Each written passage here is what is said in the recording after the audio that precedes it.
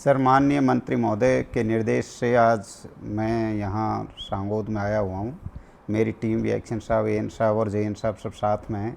हमने पूरा विज़िट किया है और जहाँ भी जो पानी की जो शिकायतें आई है इस 2-3 दिन में, उसके लिए हमने जगह जगह सैंपलिंग भी ली है और जो भी और दिक्कतें हैं उसके लिए टीम भी 7-8 दिन का एक प्रोग्राम सेट किया है हमने। तो सुबह सुबह एक्शन साहब के नेतृत्व में प्रत्येक जहाँ भी शिकायत हुई है कॉलोनीज़ में, उसमें विज़िट करेंगे सप्लाई पीरियड में, और जहाँ भी जो दिक्कत है उसको सैम्पलिंग करवाएंगे।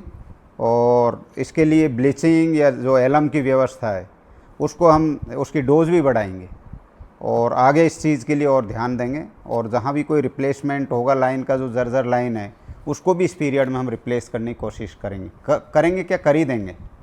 अभी जो पेयजल व्यवस्था को दुरुस्त करने के लिए क्या क्या योजनाएं प्रगति में चल रही है? जी सर, इसके लिए एक तो अमृत की 5 करोड़ की जो स्कीम है अपनी, लगभग 70% उसका काम हो ही गया है, वो चल रही है। उसमें पुरानी लाइनों को चेंज करना, जो WTP का डेवलपमेंट, प्लस जो और भी जहाँ कॉलोनीज़ में जो नई लाइन है वहाँ भी रिप्लेस की है।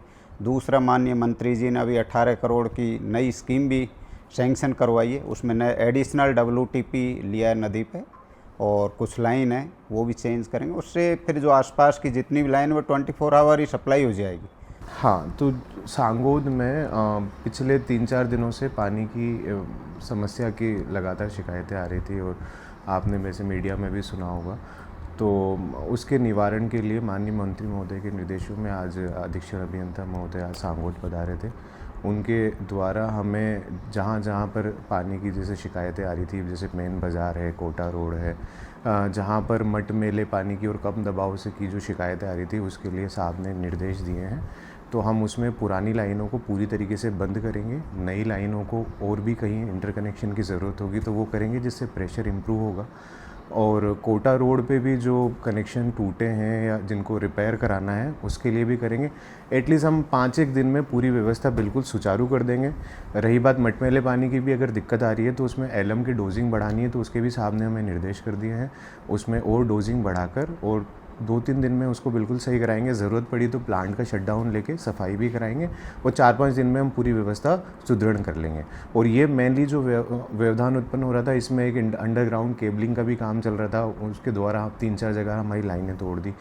इवन जोलपा रोड पे हमारी लाइन तोड़ दी थी, कुम्हार मोहल्ले में तोड़ दी थी, इधर सब्जी मंडी के आसपास जो अंडरग्राउंड केबल का काम था उसने। तो अभी हमने उनको भी SDM साहब से कहलवा कर उनका काम बंद करवा दिया है। जब तक कि हमारी व्यवस्था बिल्कुल सुचारू नहीं हो जाए, हमने अंडरग्राउंड वालों को भी बिल्कुल मना कर दिया है।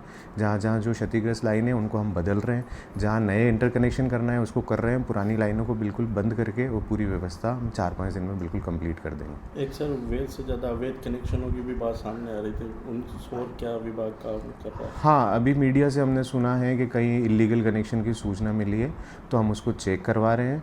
और भी अगर किसी को कोई नॉलेज में आए, कोई बताए कि कोई अगर इलीगल कनेक्शन है तो हम उस पर नियमानुसार कार्रवाई करेंगे, उनकी पेनल्टी भी लगाएंगे।